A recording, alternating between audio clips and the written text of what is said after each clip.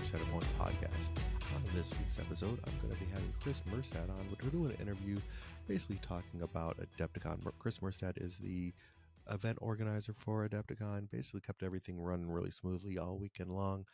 So he just kind of want to jump in, have a talk with us about, or talk with me, I guess, about kind of community building, a little bit about Adepticon, what we can do to try and maybe help continue to grow and build the game. So it was an interesting conversation that I'm hoping everyone kind of enjoys. But before we jump into that, I do want to kind of give a couple quick announcements here. First off, just kind of some upcoming events that we see coming up here. There are, a lot of like local stuff leading up to the May the 4th. There's some small stuff. I see a couple of like events like in Ohio. They have Roundtable Games is having an event. The Boardwalk Rice Lakes in Wisconsin is having an event. Looks like they're at 8 and 9 players. Primetime Games out in Arizona, like local to me, has a big event coming up. They're doing a first contact showdown with like basically just with the new mission altogether.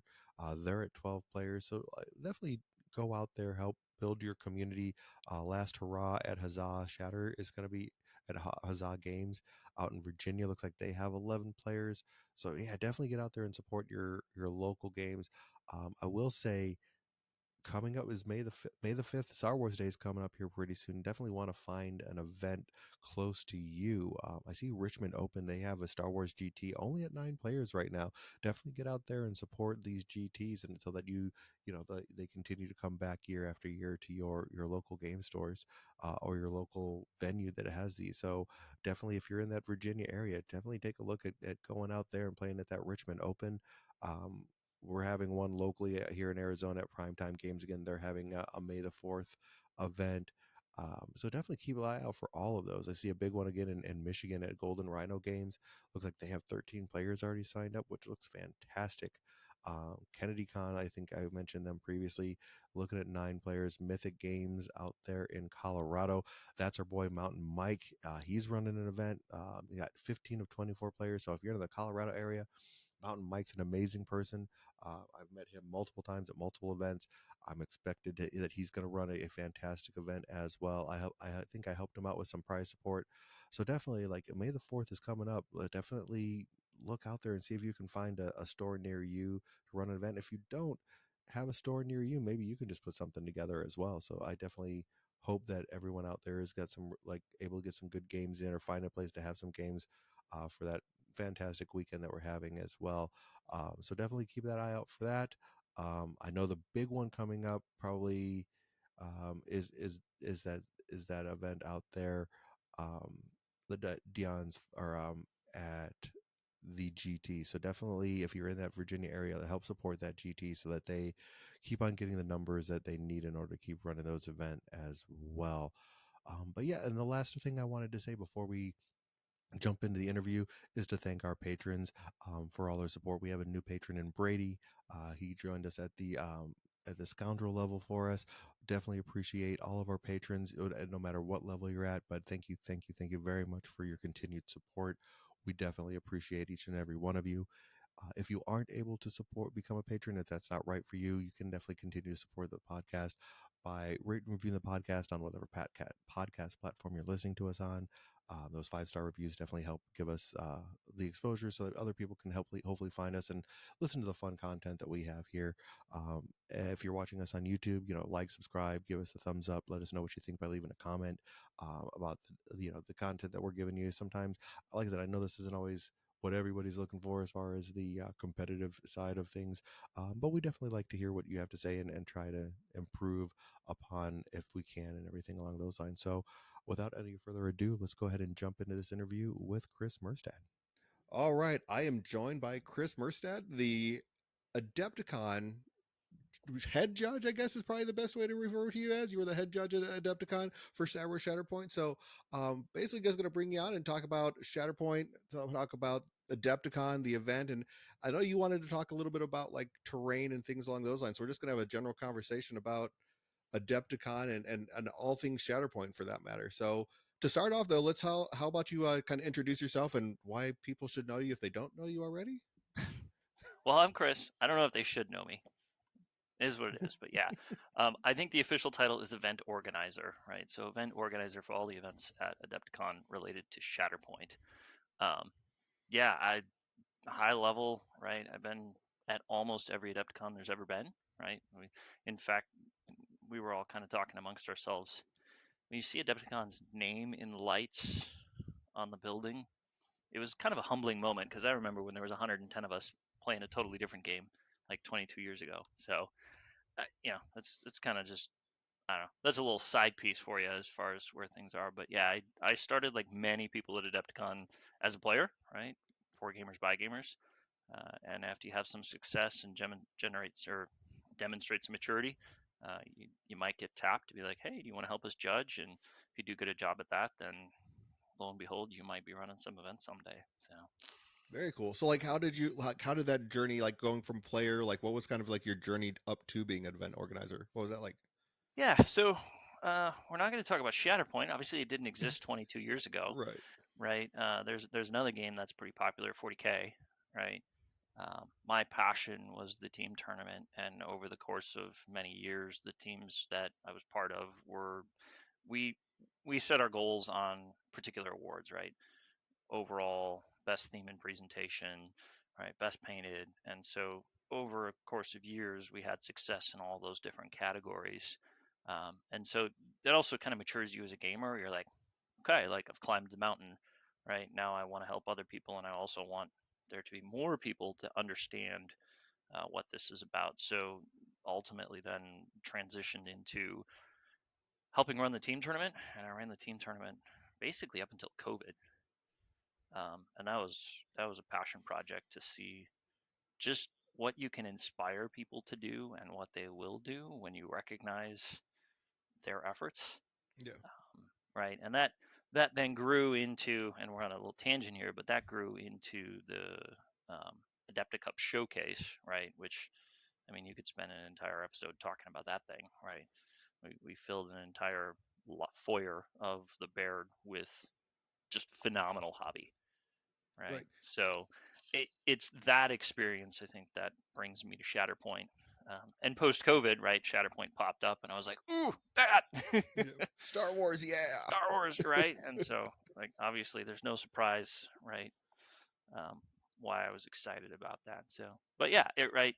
Be a player, be a good human, have success, right? And then be willing to work hard. And there's maybe some endurance involved in that too, because you were there with us. It's a long week. It is a long week. I think like finally at the end of like Sunday night, I'm finally like, oh, I can finally rest and just like letting it all. And it takes a little bit. It takes some time to recover from it. It's like because you're running. I mean, and like I was there helping you guys kind of break down afterwards, and I think those are the little things that people don't see is like all of the work that happens before and after the convention to make sure that it's successful and you can sit there and do it again the next year because all of those mats that people play on have to get put away, tables have to get broken down, so it's a lot of work for sure. Yeah, and shockingly, those mats, like the individual ones, don't weigh a ton, but when you put 100 of them on top of each other, like you're like, I can't lift this anymore. Yeah, it gets really really heavy. But I mean, so that kind of leads into like you ran the largest Shatterpoint event at this point in time in the world. Like nothing's, I don't think anything's really even come close. Probably 65, I think, was probably the biggest one before this. And you would just like smash that record as far as Adepticon goes. So as far as like what does it take, like what's some of the things that you look at like to make sure that that event goes off effectively? Because yes, that was Worlds, but then on top of it you had all these other side events going on as well. I mean, what is it that takes it to make that go as smoothly as it seemed like it went for sure? Yeah, so there's a lot more than just Chris in front of all that, right? Like Mhm. I can't say that enough, and we recognize all the different individuals, and I'm going to do my best, right? So you had Joe, who's been another Adepticon with me forever. You had Josh, you had Charles, you had Barry, you had Liam, right? You had Tim, John. John learned to plays all weekend. Like I can't Right. believe he can speak afterwards, right? So there's a crew. You can say family, whatever you want, but there is a core group of people that are just as passionate, just as dedicated, um, and have that same vision. So without that group, right, that's how it gets done. And we all, we trust each other. We know each other. We know what the vision is. and we know what Adepticon should feel like, right? So have some friends, right, or have some volunteers, or have some people you trust that can form up around you. And then, second of all, I think you have to approach it. I use a term from my regular day job called a servant mindset, right? We're there to serve the attendees, make sure that they have a great weekend. We're there to serve Adepticon. We're there to serve AMG. Um, so there's a lot of service that goes into that. And so the opposite of service is ego, right? So check your ego at the door and be ready to serve. Um, be patient, right? And I lean on some time before I was in Adepticon. In a previous life, I was a DJ in just about every capacity you could be. Most of it was wedding DJ. And one of the things I used to tell brides and grooms is, okay, we have a plan. It's probably not going to go exactly to plan, right? There's 300 friends here. They've been drinking. It might not go according to plan. But right now, there's only 4 people in this room who knows what the plan is. So if we get a little off script and you don't freak out and we don't freak out, no one's going to know, right? So be patient, and everything will work through, right? So it's that patience um, to work through, because it doesn't all go smoothly, but if we've done our job, the rest of the people won't notice, That right? makes sense. Yeah, that makes sense. I And then think. Oh, go ahead. go ahead. I was going to say the last piece is endurance, because we were in the hall starting on Tuesday, right? Tuesday at, I don't know, eight in the morning. Full day is set up on Tuesday. Full day is set up on Wednesday. And then we were in the hall pretty much 6, 7 o'clock in the morning every single morning until 7, 8 o'clock at night, right? You were right there with us, so I'm not telling you anything you don't know, right? Yep. Um, those are some long days, so bring some good shoes and have some endurance. Yeah, very long days. I mean, sometimes like you almost forget it's like to take care of yourself in that too. I think there's like some self care that you're like, oh wait, I need to go eat some food, or I need to go make sure I'm drinking water. There's a lot of that, like because you're just so focused on making sure the event runs smooth. Because I mean, I've run a couple of events, but like not at the level of Adepticon. But it's definitely like you have to have that mindset of keeping yourself healthy and ready to go. Because if you don't, then that helps the entire things start to fall apart if you're not on top of your game for sure. Yeah, well, and the group too, right? Leaders eat last, right? So making Yep. sure that your team is taking care of themselves, making sure that they're getting the breaks, making sure that they're getting food, right? Yeah, Yeah, makes sense. Makes sense to me. All right. So I know like I've watched like I've been to both of the Adepticons, I guess streaming and everything along those lines. And I've noticed like as you've gone from last year to this year, like the tables have expanded, you've added some other pieces of terrain. What is it that you kind of do like from year one to year two? Like what are some of those major changes that have like taken place to kind of make that terrain worthwhile, make that terrain better? yeah. Eh, So I think, first off, lessons learned, right? Um, listening to feedback, listening to what people liked about the previous year, listening to what people maybe didn't like, being able to filter that through the lens of like, okay, is your opinion better for all? Is your opinion just the experience that you had? Um, listening to podcasts, right? Like, what was the feedback? What did people see? What did they say? And then just holding it in context, right? So let's add a little context to year one of Shatterpoint at Adepticon last year. Um, and you heard me make this speech, right? A lot of that terrain we built before we even really knew what the game was, right? Like, Yep. hey, we got to get this all ready, like, go, right? Um, so we made some choices we wouldn't make again, right? But I think ultimately the first year was, I'll use the word sterile, right? Everything was fairly cookie cutter. We're like, okay, this building goes together this way, make 30 of those. This building goes together this way, make 30 of those. Okay, we're going to do 30 tables, so I need 30 of that piece. I need 60 of that piece. I need 30 of that piece, right? And so the tables were fairly cookie cutter the first time. Again, some of that is new games, some of that is like we had limited choices available, right? Because at that point you had core set, you had high ground, you had the Take take cover. cover pack, Yeah. right? And then we got them splashed like a couple months before, like, oh, by the way, here's 12 garages. Like, have fun with those. We're like, okay, right? Um, so that's what we had to work with. So standardization, right? The other thing I think we learned was we were fairly general, or not general, but generous with ingress in year one. And I saw some movement shenanigans that come out of that, right? Where it's like, oh, I'm up, I'm down, I'm up, I'm down, and like, two moves has you like farther than what I perceived the game really intended you to have. So we take all that into year two.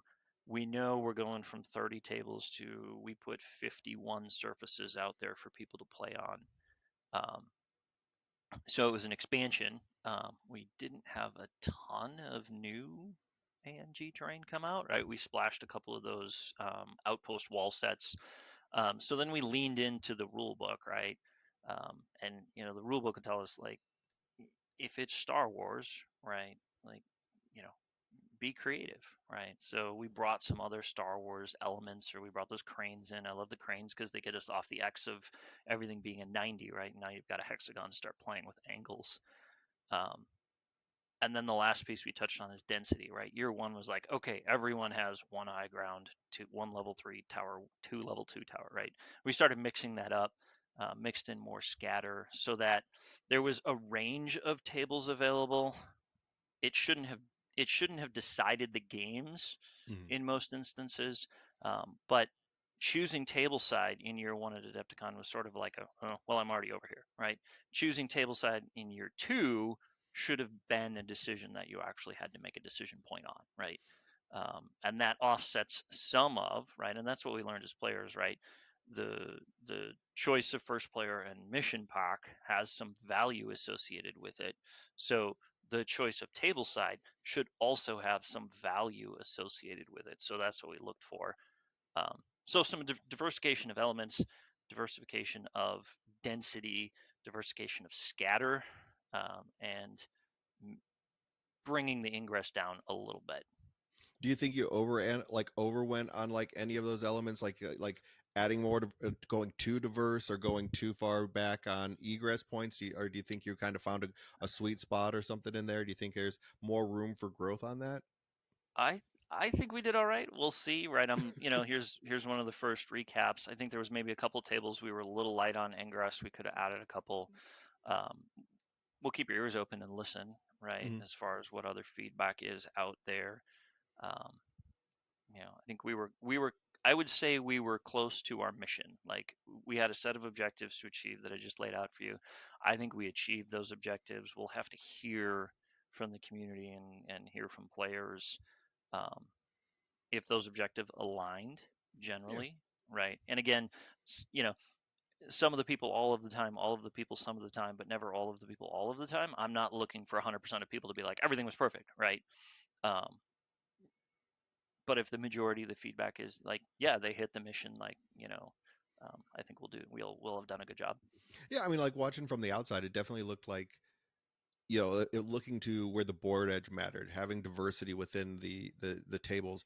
Definitely, you could see that there was like it wasn't the same table every time, and there was a lot of that the first year. But that was, like you said, kind of a not a problem, but like a just came from being in that moment of the brand new game, because the game at that point in time was what, like less than 9 months old at that point. Yeah, So I mean it officially, like, they demoed it at the Adepticon prior, right? That was my first taste of it. I think the boxes started to land in June, right, of that year. mhm, We actually had some of the stuff up and running at Gen Con that year. nice. Um, so like 16 tables of it got done in like 2 months. And then that was our first like, oh, okay, like do this again, right? We have to double it to get to what we were looking for last year, which is like 30, 32 surfaces. So yeah, it was like a first date, right? Like, eh, it looked nice, right? It was all pretty and painted really, really well. It looked really nice. But there's a few things we had to tweak. So All right, so I guess for like people out there that are like trying to start running their larger lessons, I mean, what are some of like not larger lessons, larger events? I mean, what are some like the lessons that you've learned like over the first 2 years of like creating these better tables that they can maybe players can take away from getting to making those world championship level tables? So I'm not going to lie, Adepticon has the backing of some of the best artists in the world, right? If you ever hear Hank talk about Spray Team, right? I participate in Spray Team, and you know, we have some folks that are like multiple Golden Demon winners, right? And they'll it's funny because you'll get there on like a Friday afternoon, right? And there'll just be some like people tinkering, right? We'll take the little level one and they'll just start tinkering, right? And you kind of just sit there and wait and watch, like, what are they going to come up with, right? And eventually you're going to cook up a recipe. And then you're going to be like, okay, how did you get there, right? And okay, now we're going to do that 100 times, Right. right? So I don't think you need to set your expectations to like what you saw from a paint style from, you know, like Adepticon is always across all of the game systems focused on having phenomenal terrain, right? It has to be for our standards. So don't set that necessarily as objective one, right? Um, but amongst your friends, you should know what a reasonable table looks like, right? You should know what a few different layouts are, just so they are aesthetically different and visually pleasing, right? That's why I use that term sterile in the first year. Where we were like, okay, it's this way or it's that way, or it's the same thing, but we'll just turn it 45 degrees, right? So experiment with some different layouts, play some games on those layouts, right? And then, many of us now have access to 3D printers, which is one of the nice things, right, amongst us, and that's where the rule book gives us the latitude, right? From Naboo to, I can't remember the exact quote, right, but it's like from, the streets of Naboo to Tatooine or whatever it is, right?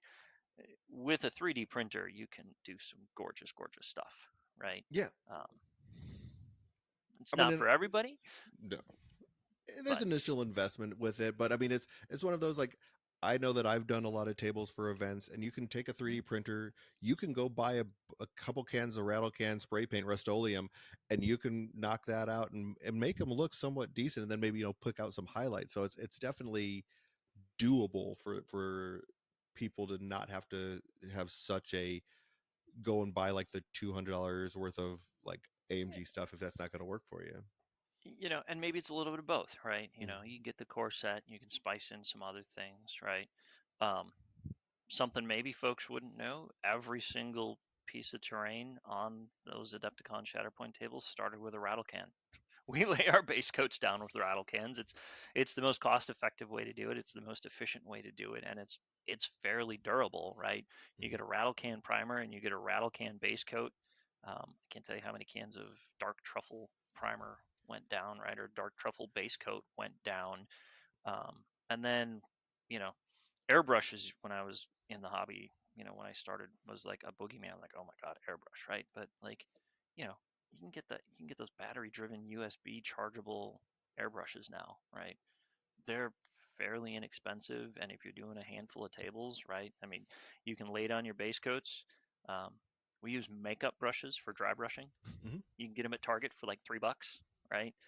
Um, and if you know some of the secrets of good dry brushing, as far as when you wipe your paint off, don't put it on a paper towel because it sucks the moisture out and you get chalk, right? Like, Yep. rub it off on a texture plate and then light strokes and you get edge highlights. And like, there's to your point, right, there are some economical efficient ways to get a good standard table. um, and maybe it's all 3D printed, maybe some of it is AMG terrain, maybe it's a mixture of both, right? But yeah, if you have the will and you use some tips and tricks, you can get a handful of tables up and running in a weekend. Yeah. So I mean, I guess that kind of leads into like the main part of like what you wanted to talk about, like when you first reached out to me, like wanted to have the conversation about like the burden of terrain at like the local level. Because like to be fair, like Adepticon has a partnership with AMG. AMG gives a lot of that terrain to Adepticon, which is fantastic. But I mean, like, how is that going to impact the growth of the game? Like, and how can like what can we like? I guess well, to start that, like, what do you think is the impact on the game of like the terrain that's needed for this game? It's like maybe the smaller LGS level. Yeah. So there's a lot to unpack here, right? I think we have to talk a little bit about what is Shatterpoint trying to do, right? And as a game, it is doing, I'm going to use the word disruptive, right? It is doing some disruptive things in the gaming industry, and not in a negative sense, but change, right? The way that Shatterpoint handles damage, right? Like, and removing models is it's disruptive to the industry. As a miniatures gamer for decades prior, you're like, what do you mean it knocks down and gets back up? What? Right. How do I get rid of that guy? Right? Um, the focus on objectives over attrition um, is another one. And then the last piece, and probably the most elegant piece of it, is its use of 3D terrain. Right? Play Shatterpoint on a chessboard and it's boring. Right? Play Shatterpoint where height matters and the climb function matters, and the fact that being on the right level of the objective is all that matters, right? In some instances, without having terrain that meets that standard, the game doesn't. It falls flat. It doesn't meet its mission, right? Um, so then I'm looking at, like you said, I think you had 60 some at LVO, right? Hmm. We had 100. We had 50 some last. So there are you're seeing pockets of Gen Con ran with 50 some players, right? So you're seeing pockets of these like good sized tournaments in the last year popping up. Um, but then you can come out and be like, wow, that looks really great. Like I wish this game wasn't dead at my local game store. And you're like, well, how does that fit in the narrative of like we went from 50 to 100 and you had 60 some, like how is that happening? um, and then you have to think back to and again, like I come from 40k, right? All the hobby stores that I went to, there was something there, right? My first game in 40k was played with my neighbor. We used spam cans and a blanket, right? Like and that's how we had hills, and right, Yep. and we just played it on a dining room table, right?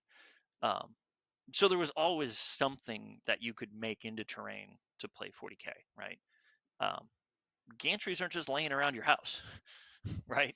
Like bridge-like things are probably not just laying around in your local game store, right? Especially at a point where you can consistently have the levels that Shatterpoint describes. And so now you start to think like that's actually a challenge, right? For a local game store to be able to support this game has to have play surfaces, which means somebody has to invest the time, the effort, and the resources to create those play surfaces, especially for a new game that's also somewhat disruptive to the industry.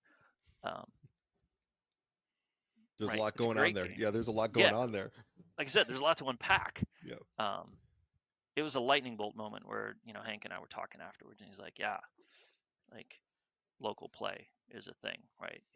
We have to figure out how to support it." So I guess like what is the solution? Is it like finding ways to 3D print? Is it finding ways? Because I know like for you guys for Adepticon, you actually have like a travel set of terrain that you created to help get around there. I mean, that is one part of the solution, I think. But is like is there multiple levels to this solution to help to make the the local game stores embrace the game and help the game grow? I think you're right. Right. There's never going to be a cookie cutter answer. Um, I'll focus on there's a local group out of Madison. Um, Josh, who is one of the judges, comes from that group. So Madison, Wisconsin is like an hour west of me. Um, their solution is everybody in the local, I'll call it local tournament group, right? Um, dozen, 2 dozen folks out there, they all kind of built their own table, right? And so then it's like, oh, it's local play. Okay, who's bringing terrain or tournament player? Like, and so the folks coming in, like everybody brings a box of their stuff, and right now here's 8 tables, right? So that's one way, right? Crowdsourcing, I guess, is the term for that, right? Mhm. Local players. Um, 3D print is another option. I know, we talked about Spray Team for a little bit. People always ask us like, how come you don't have classes on how to do terrain, right? um, so that's getting tossed around. Like one of these years you will see a host of Adepticon classes, um, on how, right, and it's not just Shatterpoint terrain, it's like the process we go through that I loosely described about producing terrain at scale, right? um, some stores may invest, right? um, that's that's tricky, right? Because if the sales aren't, this is sort of a chicken and the egg thing, right? Like, do I invest in the train hoping that the sales come? Did the sales come, and now I have to invest in the right? Hmm. Um, Yeah, it's going to be a multifaceted question and answer. I think so. I mean, like part of it for me, it's like if you have like, I know locally in our community, I really jumped into it. The game, obviously, I started a podcast as soon as I heard about the game, and part of me for that was okay, finding ways to get terrain, like 3D printing this stuff, painting it myself. I mean, there's a lot of local game stores nowadays have like an MDF printer, so they can sit there and print off their stuff. I mean, you can, if there's people, in your community, you can definitely like probably reach out to those stores as well and see if they're doing it. A lot of hobbyists have them that might be able to cut you a deal because you're trying to help grow the community. I think there's ways that you can look for solutions instead of just letting the game die if it's really that important to somebody. Yeah. All right. So basically, I mean, we've talked about like 3D printing as like possibly a solution along with like working crowdsourcing and stuff like that. I mean, what other things can like maybe the community do to help grow the game with the restraint of like terrain availability? Like that, is there a solution there, you think? I mean, I guess there's the obvious one, right? It'll rub some people the wrong way, but you can buy it, right? Mhm. You can invest in a set, right? Use the Madison crew that I talked about, right? Some of them have the just standard, right? They bought a core set, you get a couple pieces of terrain. High ground's a pretty good deal. You throw a garage on there, right? You grab one of each of the boxes. Yeah, it's a couple $100, right? Um, I would suggest though that for as hobbies go, um, a couple $100 is not a huge investment for your hobby, Not not in right? miniature gaming. No, no. Yeah. So, you can have, right? There's always a set of terrain that I've purchased. I might send it through the spray team to get painted, right? But there's always a set of terrain on my table, like literally 6 inches to my left. So you can have a set, right? You can also pitch in, right? Not everybody in a gaming group has to have a 3D printer. It takes like one of you, right? One of Right. you has a bamboo printer, right? You can get the bamboo PS1. During Christmas they're like $500, Yeah. right? One of you gets it. Everybody pitches in for some PLA, right? That printer runs all day, all night for a couple of months, and boom, you've got tables Multiple worth of tables. terrain, right? Yeah.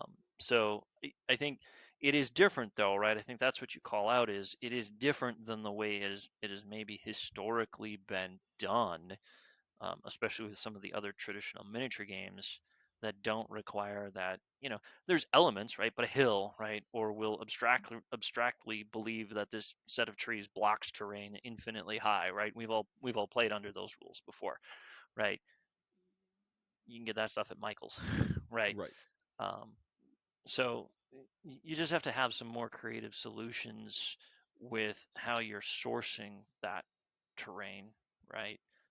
But there's several different sites that have some gorgeous Star Wars themed terrain out there.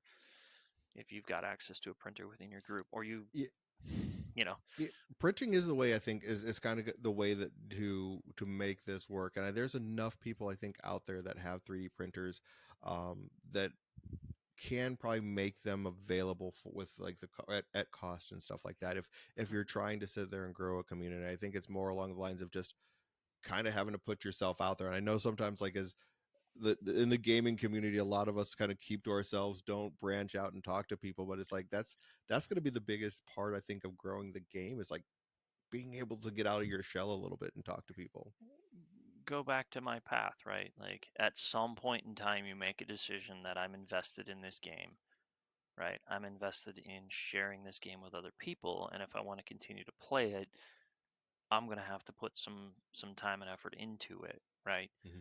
And so then you've got to become that leader, right? 100 people came to Adepticon. I'm not going to guess how many communities they came from, right? But Milwaukee's in there, Madison's in there, several portions of Illinois are in there. Just you can just push out in the Midwest, right? Yeah, Various different, Indiana was represented. You know, all of the I'm from surrounding Arizona. states, right? Yeah, but even at Adepticon, right? All of the surrounding states had representation, right? I'll go Hmm. that far, right? Um, one person from each of those communities needs to champion the local game store experience, and suddenly, right? Multiple local game stores now have the ability to support this, right? It's grassroots, I guess, is what you would use it, right? But somebody has to get invested, right? And then those of us that have trailblazed ahead, right, have to support. right? With knowledge, support, sharing, like, hey, here's how we do some of this stuff, right? You know, hidden secret. Um, Adepticon has access to a laser cutter, right? We airbrushed all this terrain. There is a stencil for every face of the AMG terrain, so that we lay down our base coats, drop your stencil in, and do your outlines. Flip it, grab your next stencil, do your outlines. Flip it, grab your next stencil, do like, you know, can Adepticon figure out how to get some folks some stencils if they want to airbrush to make it more efficient? Sure, we can. Those are things that we can delve into to help support things that we've figured out, tips and tricks along the way, right? Um, Somebody asked me for a recipe. They're like, "Hey, I love this terrain set. My store wants to buy some. Like, what did you paint this with?" Right? And it was like, "Oh, it's all Monument. Here's the colors we used. Right? Here you go. Right? It doesn't have to be exact, but if you airbrush this and dry brush this, and right, these colors go here, like paint by numbers, you can get something pretty darn close, right? So again, the trailblazers will have to support the people that are coming up, and then you mentioned the travel terrain, right? Adepticon shipped train out to PAX West, and there's one or two other places. I think we sent it to We Arizona. We Yeah, sent, we got a right, GT out here that had them. um, and you know, some of it doesn't travel super well, right? Especially with some of the spires and some of the the little spindly bits and everything. No matter how much care you put into it, it doesn't travel super well. So as we were expanding this year, we're like, okay, we're going to build a travel set, right? We cut down on the number of spiky pieces that can break. All of the ingresses got glued on, so there's some intentional decisions there. But now there's three totes that, right, can go on a crate, or go on a pallet and show up, right? And we're not going to send it out every single weekend. There's some effort there, right? Yeah. But for some of the larger places, right, to bridge into a GT, you want that GT experience to be, right, fun. You want it servant leadership. You want to serve the people that are there. Um, that's another avenue. Okay. I mean, if someone was interested in like doing that, is there a way for them to kind of reach out to get that taken care of, or? Info at Adepticon. Ask questions. It'll make its way to the people that need to. Okay. Right. I mean, I will. you got my stuff. They can ask Yep. you, and like ask a question, right?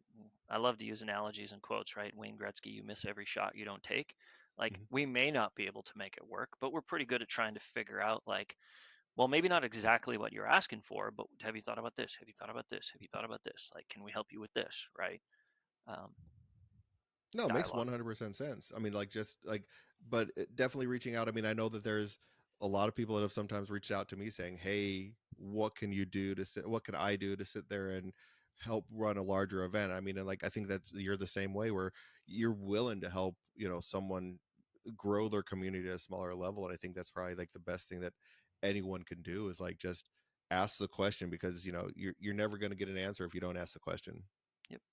Yeah. There's a pathway for everybody once we understand where you're at and what your goal is. Which, by the way, you do have to have some sort of a goal in mind, right? Like, and it probably isn't, well, next week I want to run a 64 player GT, right? But next year, right? Well, how many people do you have now, right? Is it reasonable that well, we have 16 players. Cool. Is it reasonable that every player could go find three more and bring them back in the next year? Maybe, right? But having a goal in mind and then incremental progress, right? Okay, next year you want to double, right? Everybody here commits to find one friend to recruit to play the game and bring for next year will be 32 players. Cool.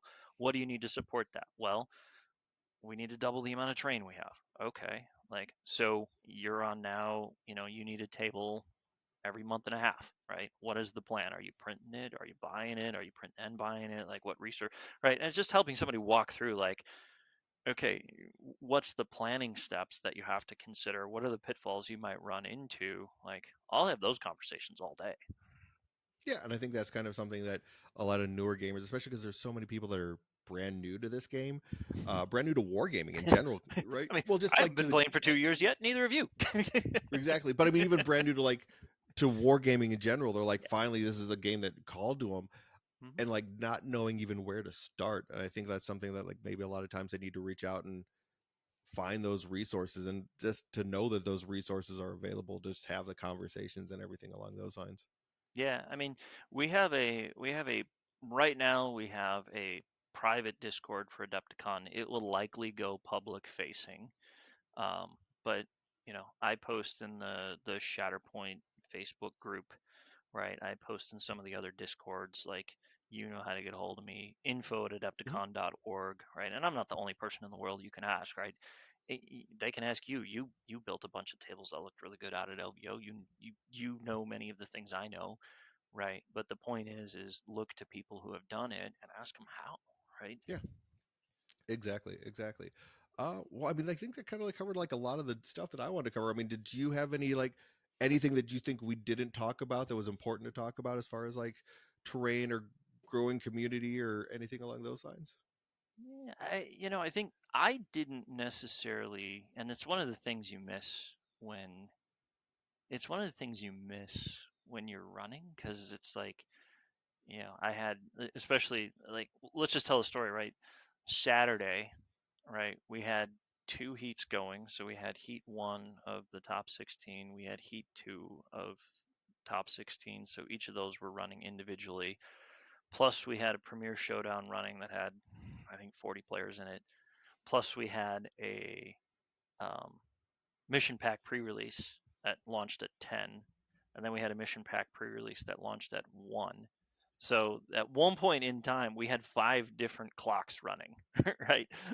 And like Barry was literally there with a whiteboard going like, "All right, game start." Right, here's our mission critical. Like, rolls the dice. Okay, here's our game, and he had just we were keeping it all on a whiteboard, and then they were like, his job was to tell me like, "Hey, you need to make this announcement." Cool. All right, I'm on it. You need to make this announcement. Cool. I'm on it. Right. And that's how we got through the day to make sure, right? Because the one thing I demand of all of my events is we run as close to on time as possible, right? We put just about every event this weekend within 15 minutes of the schedule, which players expect, right? So it's not like that's like, oh my God, amazing, right? But putting them all on the schedule required that piece, but then I miss a lot of it, right? Like I can go back into Longshanks and see how many items were used. I can go back, right? But you saw some of the top play. I don't know. Is there anything in there that you want to talk about or you want to comment on? I know I'm going totally off script on you, so if you say No, no, it's we're fine. fine. No, no, That's what no. the That, I cut mean, button's for, right? I mean, like I said, like I think we were talking about this beforehand. I mean, since we're kind of going to like back to like Adepticon and everything, I know some people in the community had concerns maybe about like you took the top 16 and you took the top 16 of like one bracket and the other bracket, and some people were like, well, why didn't you take those two brackets and kind of reseed them? Was there and I'm assuming that there is a purpose behind it just because of maybe challenges that arose, but like could you address like the thought behind why you went with that? Sure. So we'll go into. I'll give you a little bit more than you asked for, right? When we laid out the weekend, right? There needed to be something for all levels of play, right? So the obvious one is advertising World Championship, right? Here's the World's Championship presented by AMG. The trophy we handed out was amazing, right? You know who that hits, right? That is your top tier competitive player, right? So that audience, check the box, right? What does everybody else do? Because not everybody, right? And Shatterpoint isn't a game that necessarily lends itself to that specifically. It can flex into that, but I use the phrase fly casual, right? It's a much more fly casual type game, right? So what does everybody else do, right? So there was league play, right? Easy pickup games, right? Mission pack pre-release. It was a great way to splash that new mission, which we could spend an entire hour talking about how cool that new mission is, right? And then we got into one of my passion projects is the team tournament. That's another one we could spend in, right?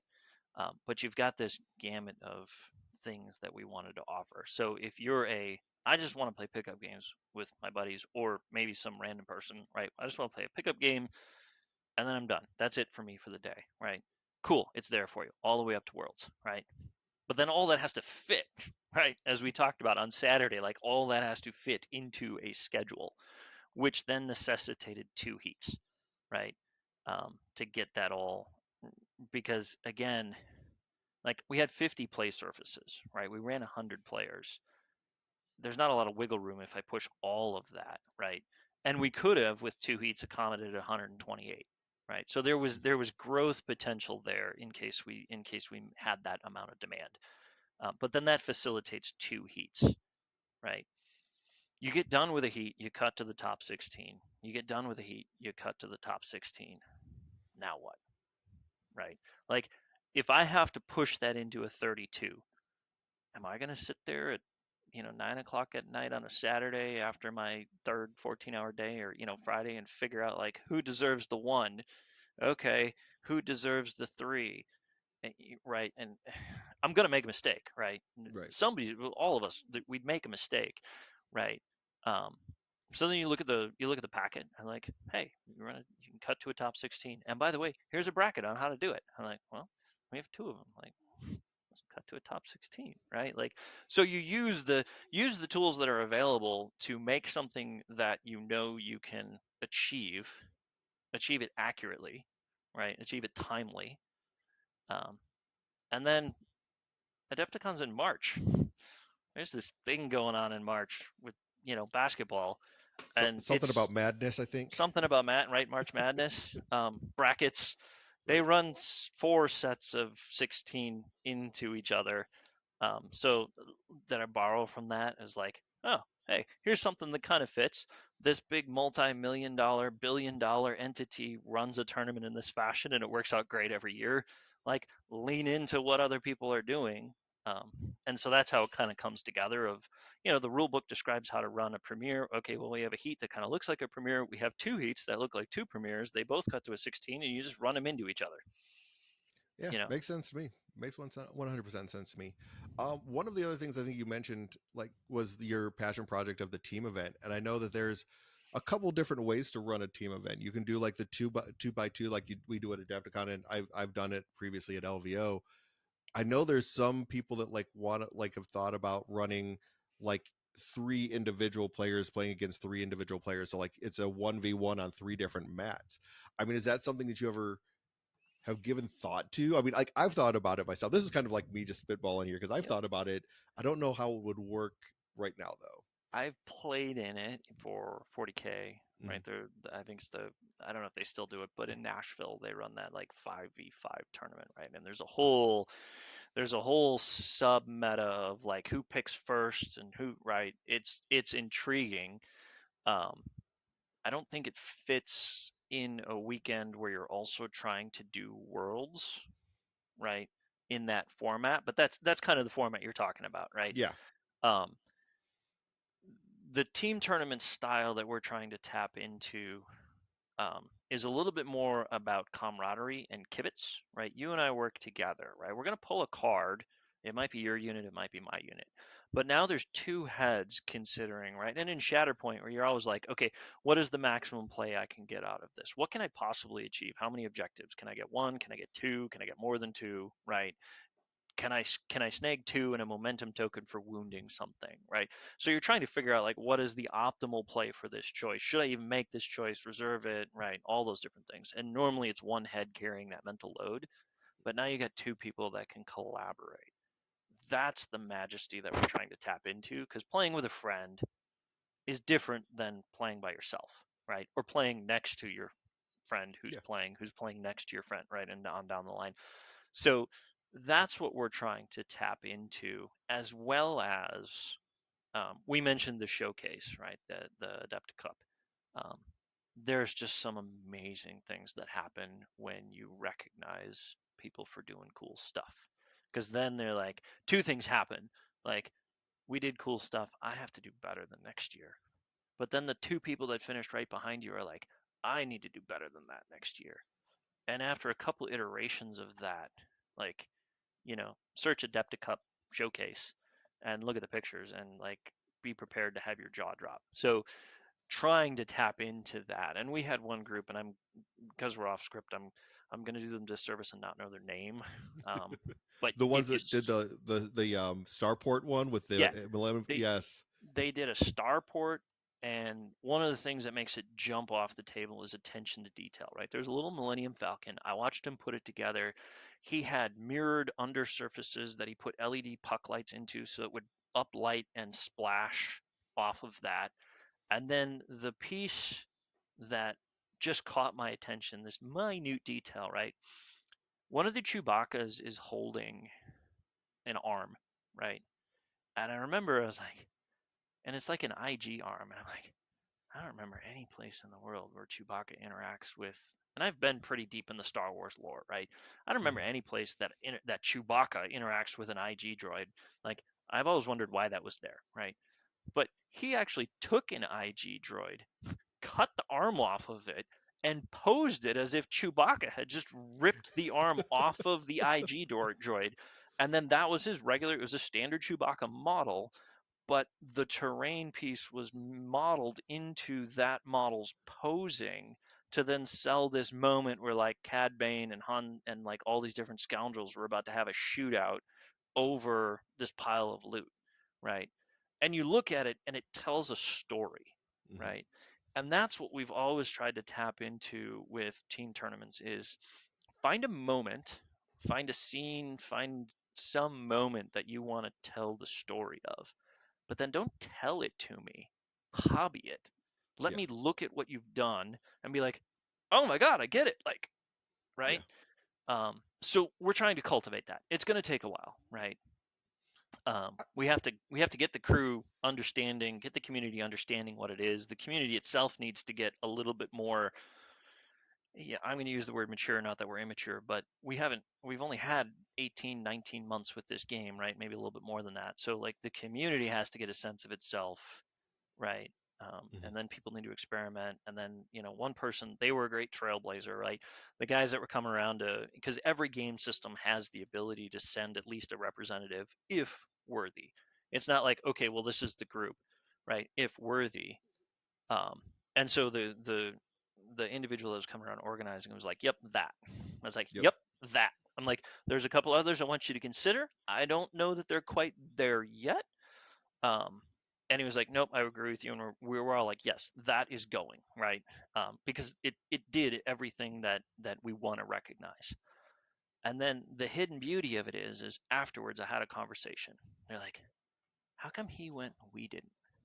And I was like, oh, grab your stuff. Here's all the things we looked at. Here's all the things that were slightly better. I'm not telling you you did a bad job. Like you were this close, right? But here are the things, and you could see that seed planted. Like, oh, we can, yeah, we need to focus on that. And so I guarantee you that group is going to come back next year and double Is up that because I've seen it in other game systems. is that the ones that made the Mandalorians with the Hmm. Mythosaur one? Yep. The I was talking to those guys. It was interesting because they built that on two different sides of the country. Like one person like was building and printing it and mailing it to somebody. Like he was in I think Denver and then mailed it to somebody like in Florida who was assembling it. So See, like, and how much, and this is on me. We didn't spend anywhere near the amount of time preparing the community and setting the scene of like this is what we're trying to do. mhm. Um, but they got it Yeah. right, and we had a conversation like from a from a theme, from the way that what they wanted to do and the story that they wanted to tell. It was all there, and it was just a little bit of the execution. They spent a lot of time on the models, but then the level of paint on the display didn't equal the level of paint on the models, and the two together, right? That's sort of the standard, right? Hmm. So like this close, right? That's nitpicky, right? But we kind of have to be, right? Because Yeah. we've only got one hole to fill, right? But I guarantee you, like those guys, like, oh yeah, okay, we got to do that. We're gonna show them next year. Like they're gonna be like, yep, that go now. Yep. I mean, I think that's like as far as like us in the community too, like maybe promoting that a little bit more of what it is because I don't think people realized like because like I said before, a lot of these people are that play the game are newer to just miniature wargaming, and this was a lot of people that I knew their first time at Adepticon didn't even know what to expect, and maybe like now that they've seen some of those pictures of the display boards, they'll go back home and be like, you know what, I'm going back to Adepticon next year. I'm going to sit there and make a really cool display board and see if I can get the showcase next year. Yeah. Well, and there was other ones too. We one of the rules that we have, I don't know, rules the right word, but one of the things we like to do is recognize what you want to see more of, right? So we bring a spirit award. Um, and we use it liberally, right? Like one year, um, one year somebody got their model stolen. Well, this is year one, right? There's only two of them, and it wasn't this year, right? Somebody got their model stolen, and everybody in that group, it was like 50, were like, here, here, and like that player was able to play.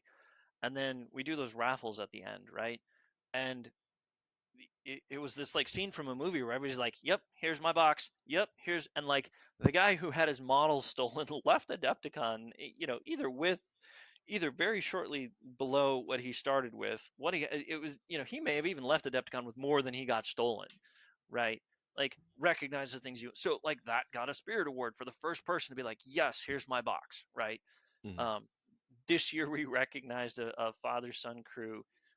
They leaned into a Star Wars. They were like, "Yeah, do you want to buy some death sticks?" And they were giving away little candies, and they were in like they modified some like Boy Scout uniforms to be like Rebel Trooper Scout, like they were like junior woodchuck rebels, like selling death sticks to fund the Empire or to fund the fight against the Empire.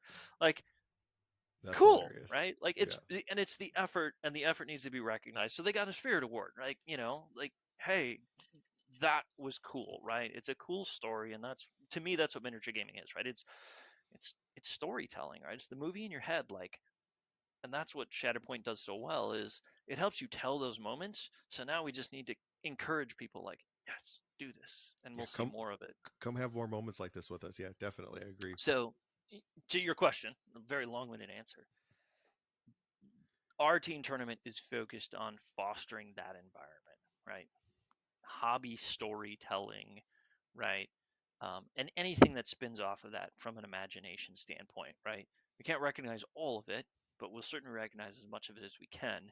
And that is a little bit different path than you would take on a 3v3 or a 5v5, right?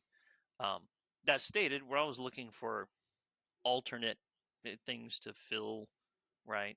You know, maybe we play with that on Sunday next year. I don't know. Hmm. Like we can kick that around a little bit and be like, does that become the Sunday event? And we let folks, because it's all valid, right?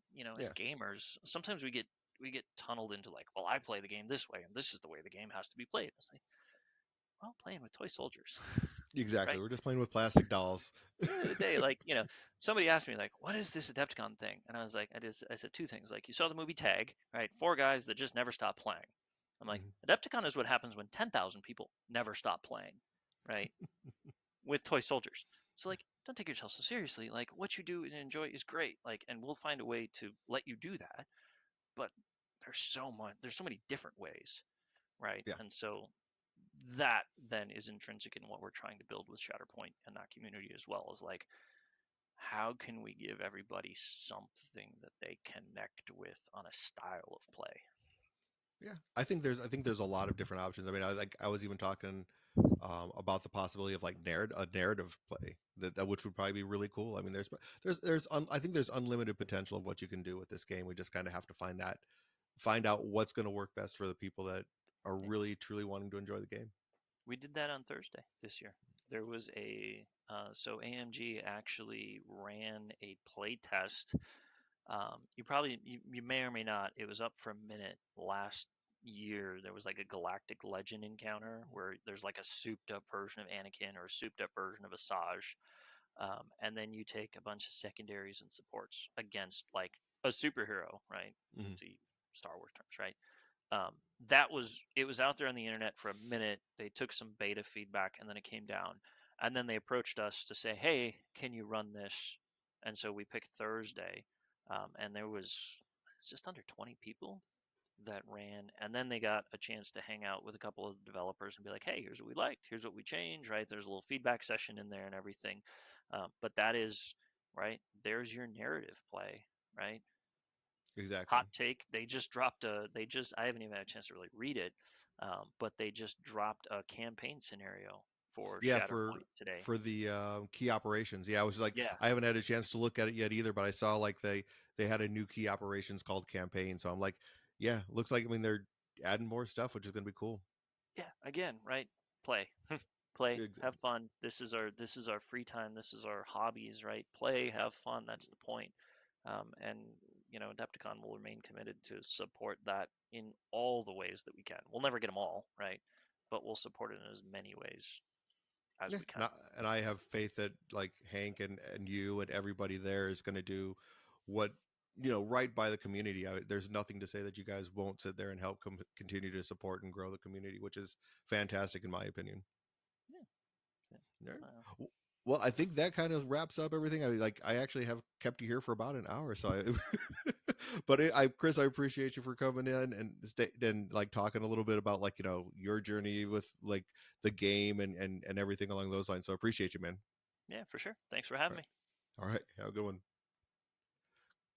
And thank you again for watching the interview here with Chris Mehrstedt. I really enjoyed speaking with him. He is a fantastic person to have in our community, and I really appreciate him taking the time to stop by, talk with me a little bit about his experiences with Adepticon, as well as what we can do maybe to help grow the community, like what we can do to help support more people and things along those lines, support everything. So definitely looking forward to seeing like some of what he has to see if that works for people in the community. Let us know if any of this helped you or anything like that. But as always, again, I want to thank each and every one of you for listening, and as always, may the force be with you.